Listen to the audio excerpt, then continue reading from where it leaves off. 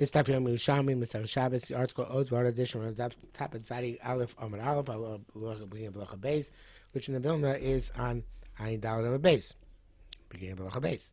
And let's see him with Shabbos. You can't make Hilmi on Shabbos. As Korban says, May Melech Merubin, heavy salt water. I will also say who may Melech, but you can make normal salt water. V'tova and pito, and dunk your bread into it. Those are the tachshil, and put it into a cooked dish. Where I was going to explain what the difference is between the Hilmi and May Melech when we get there very shortly. So, all right, B'yaseh said, "Oh, Hilmi ben Meruba ben Muatas." If Hilmi is just a quantitative difference, then it's Hilmi whether it's a lot or a little. So what is considered to be the salt water which is permitted to make on Shabbos? That you put where you put oil first into the water, or you put it into the salt. So so obviously somehow saps the strength of the salt, so it doesn't become that salt water. Okay, so it says more. Ma ben Hilmi, ma ben Mei Melech. What's the Hilmi Mei Melech? Hilmi tzricha uma. Hilmi needs a craftsman. Not everybody can make Hilmi. Apparently, it's so salty that it takes a special craft to make the salt melt into the water properly. Hilmi tzricha uma, Mei Melech ein tzricha uma. The Hilmi requires a craftsman. Mei Melech does not. So it's also because it's like doing a craft on Shabbos. Anytime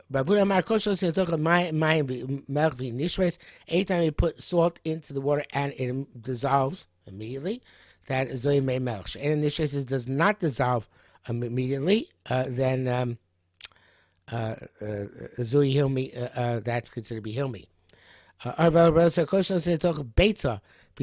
You put an egg into this water and it sinks, Zoy Mei Melech. That's salt water. It's not that salty yet. Sherish gas, if it doesn't sink, it's like the Dead Sea, right? You can't sink in the dead. Something in the Dead Sea. I don't know about eggs. I assume human beings float. Probably eggs float as well. Zoe, Sherish gas Zoe Hilmi. Okay, so there's more further. Osin Yan Mulin b'Shabbos. You're allowed to make Yan Mulin b'Shabbos. What is Yan Mulin? Rabbi Yasser b'Shem Rabbi Yochanan said, Yain, Dvash, Upilpulin. It's a mixture of wine, honey, and peppers. Rabbi Yasser b'Shem Rabbi Yochanan said, Mutar la'arev. You're allowed to mix them together, but also you're not allowed to grind the peppers on Shabbos. The Gemara has a different interpretation. Lo yitrof b'koach. But he says Rishon Nira, the first one seems the primary interpretation, to grind or to rub the peppers in order that they should disintegrate. Okay, so Rabbi Yochanan said general principle: Eshim mishum taroy v'smuta. Anything you're just mixing, it's permissible. Shum shchika, where you're trying to you have to rub something or to disintegrate, it's usher. Says Gemara b'hacha here by Hilmi lo mishum tarovas and right? So how Hilmi is it like the Korban says? Hilmi ain't lo mishum tarovas.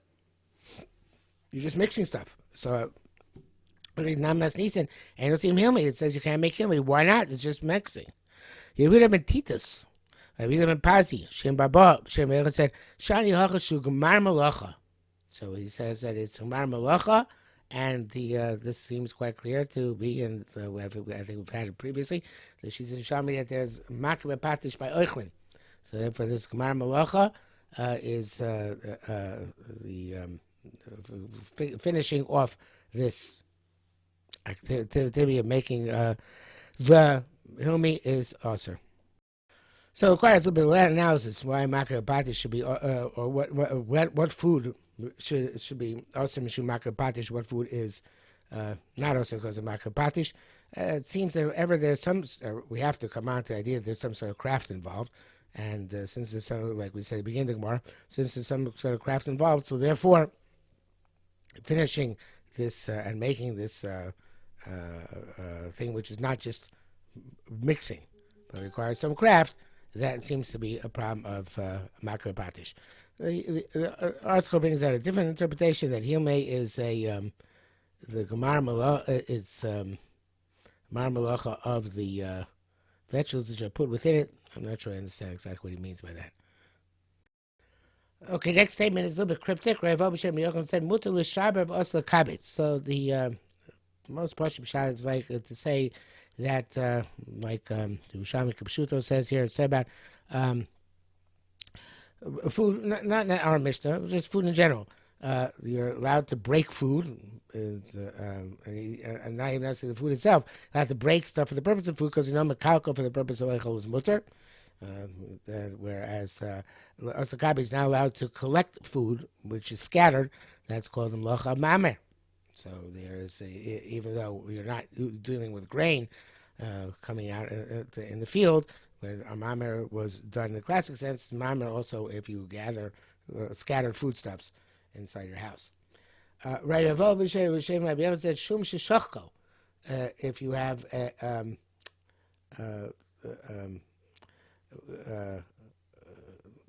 garlic, which you rub till it disintegrated, you ground it.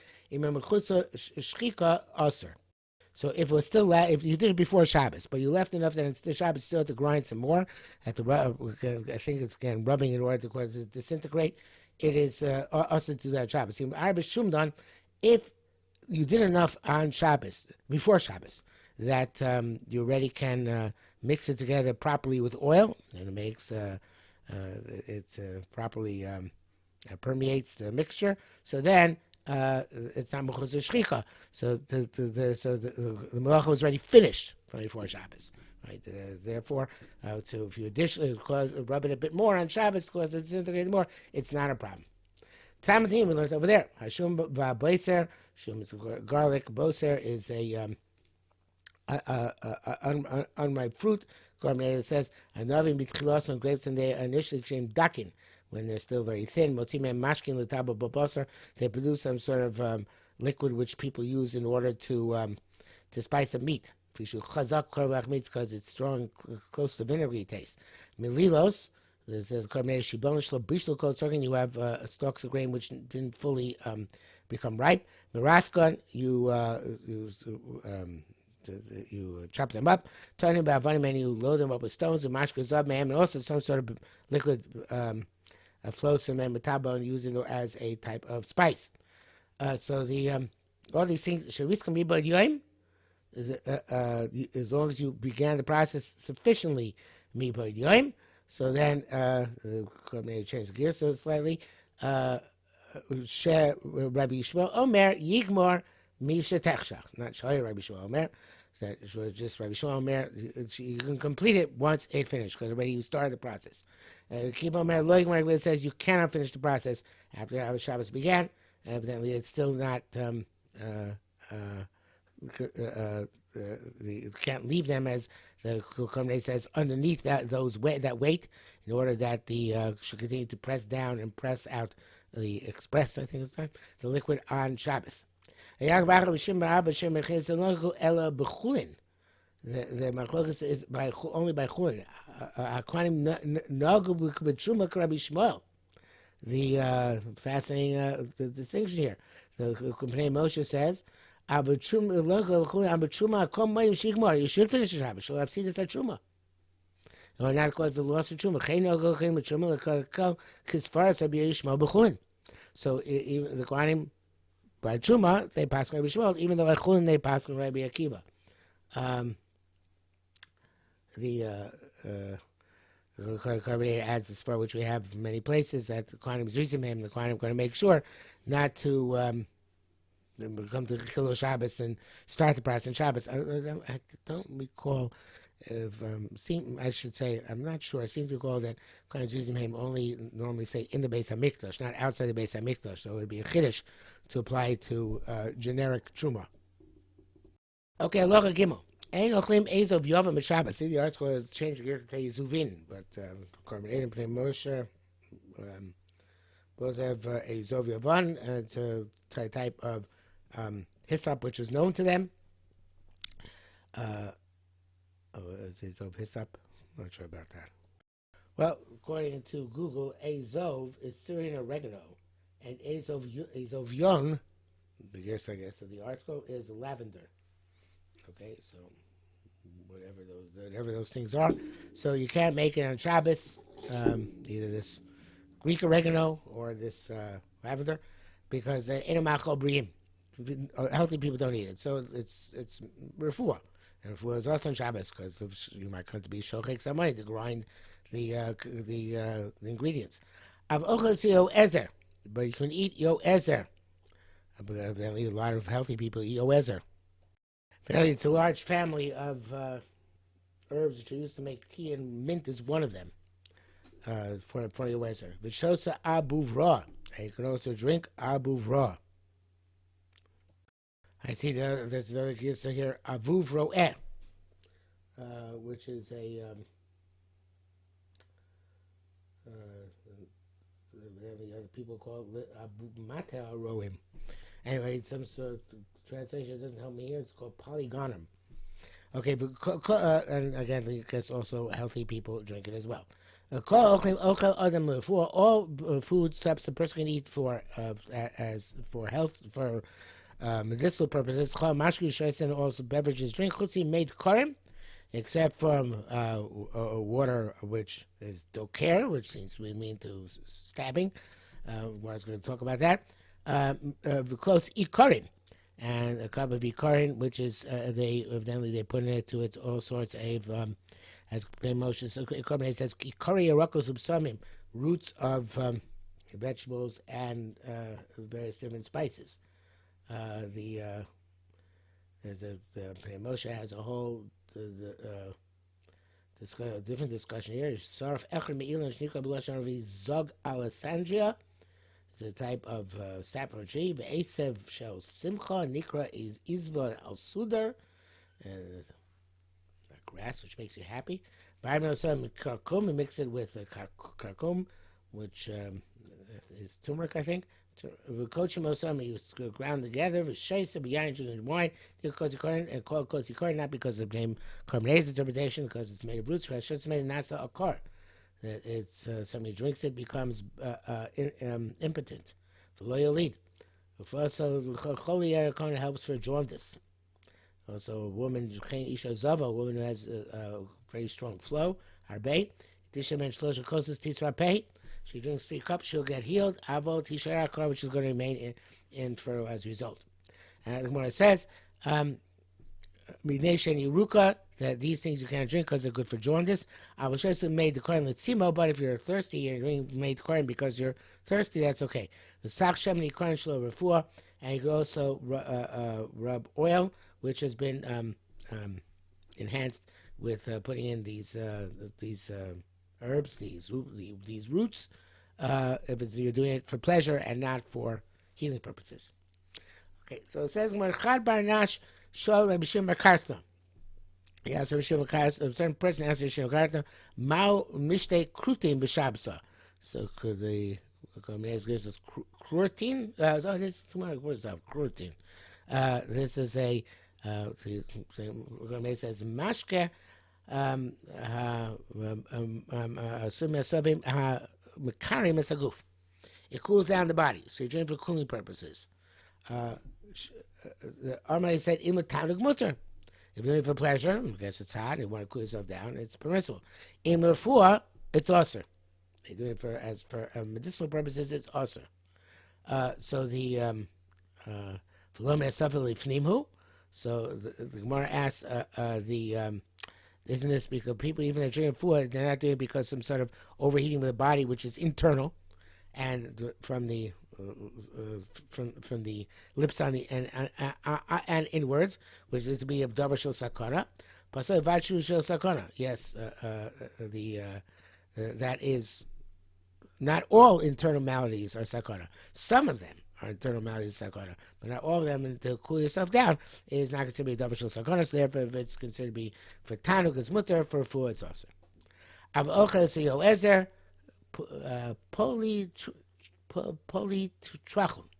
Shosa buvra kashmoa. So the The Kame says, it says Kamashmo, like it sounds. Avuv Shaharo. It's missing a hay here in the Vilna. Shaharo Ochelaso. That the shepherd eats. Also of mine, who puts water in with this thing and he drinks it. Why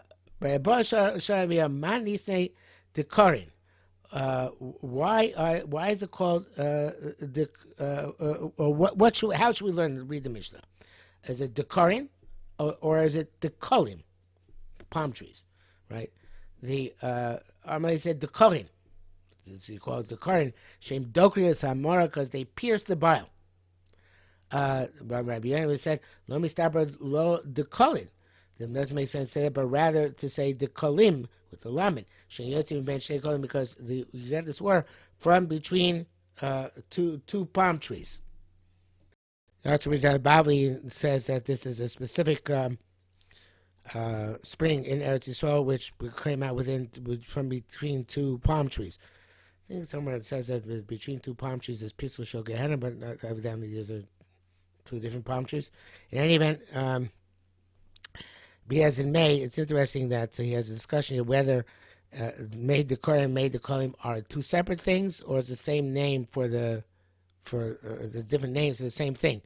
So the Yerushalmi Pshuta brings down that the way he had in Brachas in Perak 6 Perak, Chusi the Korim East Time made the Korim East Time made the Kolim. Actually, it's no right from there either. So it could be that it's two different things. One of them has to do with the pierces the bile, whatever that cleans the gallbladder, I guess, and the other one would clean out the digestive system. But other Rishonim Piskarit says it's the same thing, just a different name, it's the same thing. Next one is somewhat complicated. We're going to go with Ruchai Kanievsky, who does not change the Girsa. The Ridbaz in Matzah does change the Girsa, but I tried that. Didn't make it that much easier. So, okay. Shem Bar Bava Shem Yechin said, Zeshu Lochesh. So somebody who is doing incantation on a makkah, and the way they do it is they used to put oil on their head and say the incantation. He puts oil on his head, and he says the incantation. So he shouldn't do it like it does on a weekday, where it's clear that he's doing the incantation, which looks like there before. But you should put it in a keli like you do when you do it for the purpose of anointing. So therefore, it looks like you do it for anointing. And so he holds that if you do the lachash the normal way, you do it on a weekday, to put the oil directly on your head, that would be Aser Mishum Refuah. The Rabbi Yaakov said, no, you can put it the normal way on your head, which is with your hand, and it really holds that the lachash is not considered to be refuah. Okay, the Mabineu, what's the difference between them? Me'isa, repugnance. Okay. Which holds you put it both with your hand and with a keli, then mosu,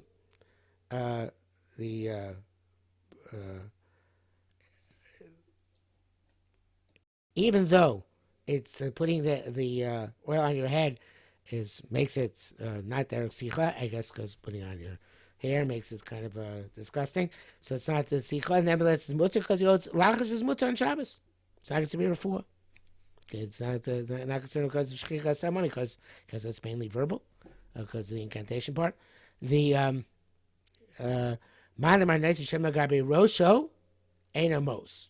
The opinion which holds that no, you put the oil in a keli on your head holds it can't be it's not mos. You can't do it in mos way. And therefore, it's you have to do it with a keli that looks like derech sicha, and therefore it's mutar Shabbos. The lachash, classic lachash would be biyad, would be aser. Only bekeli, it's mutar because it's derech sicha, not derech refuah. Rabbi Yehuda said, "Ma'aser sheni b'neion." The nafkina between the two of them is what you can do with ma'aser sheni oil. We know you're not with ma'aser sheni. You're allowed to do sicha but not refuah. So man damar noisim bein biyah bein b'keli. So here says you can do it on Shabbos bein biyah bein b'keli, and holds that it's a refuah, but it's a type of since it's a lachash, not a classic refuah. It's mutar on Shabbos.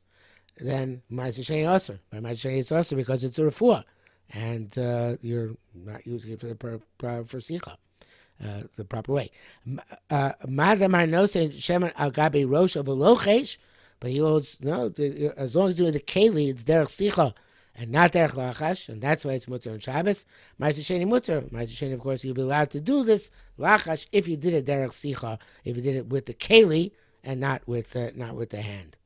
Rabbi Yosef said, "B'Shabbos mutar ma'aser sheni, v'chol b'Shabbos b'sheni is the exact same halacha by both. They can infer from extrapolate from one to the other. Woman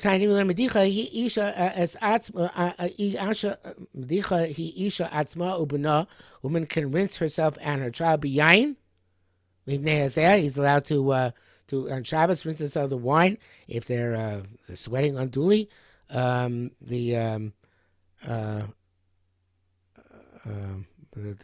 Later on, I'm going to see in the Mishnah, they're not allowed to do it because of refuah, but allowed to do it because of zayah. Evidently, it's not. I'm not sure. I guess maybe because they're doing more because of the smell as opposed to refuah.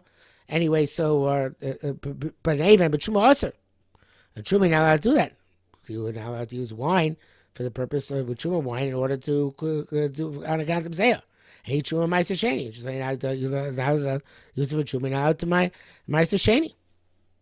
So therefore, you see something which is mutar on Shabbos to do with this food is not to on truma and also not ma'aser sheni. So you can't extrapolate from one to the other. So Makadun, what's the maskana here? What's what's our conclusion? Where it says it's taka different. The parameters of Shabbos and ma'aser sheni. So like the Radal explains here. My time asur refuahs b'Shabbos. Why they asur for Shabbos? Kadesh lo yaseh. You shouldn't do the way you do on a weekday. So you can't extrapolate from one to the other. On Shabbos, as long as you're not doing the refuah the way you do it on a weekday, but if it's seen as being derech sicha, then it's okay. But so that's why we're mati here. The things which we're not going to mati are ma'aser sheni, where it's not enough that it looks like it's derech sicha, but actually has to be derech sicha. So you're right. The conclusion is that we can't extrapolate from one to the other because the parameters are different. And by the ma'aser sheni truma, it has to be the criterion of being actually sicha. Here, it just has to be not mechzik refuah. And that brings us to Tzadik Beis. We'll stop here.